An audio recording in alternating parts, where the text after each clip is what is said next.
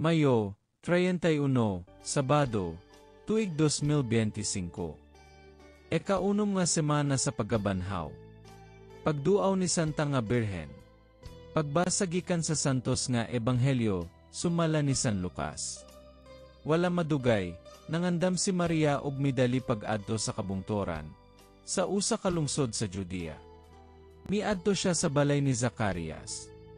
Ug nangumusta kang Isabel.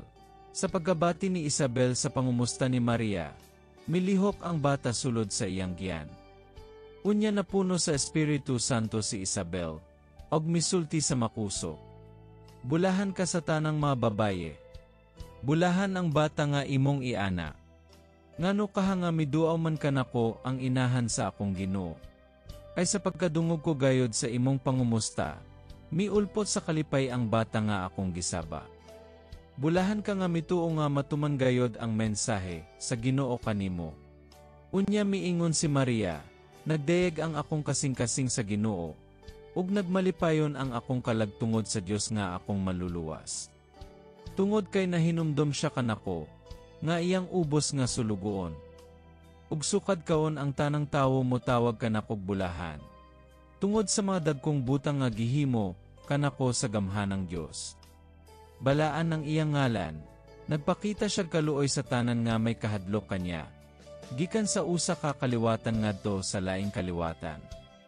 Gibakyaw niya ang iyang bukton nga gamhanan. Ug gipatibulaag niya ang mga tawo nga mapahitason uban sa tanan nilang laraw. Gipukan niya ang mga hari nga gamhanan, gikan sa ilang mga trono, ug gituboy ang mga mapaubsanon. Gibusog niya sa mamaayong butang ang mga gigutom, ug iyang gipapahawa nga walay dala ang mga dato. Gituman niya ang iyang saad sa atong mga katigulangan. Mitabang siya kang Israel nga iyang sulugoon, ug nahinumdom siya pagpakitag kaluoy kang Abraham.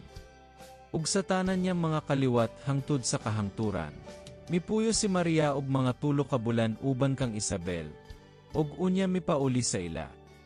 Ang ebanghelyo sa Ginoo. Daygon ikaw o Kristo.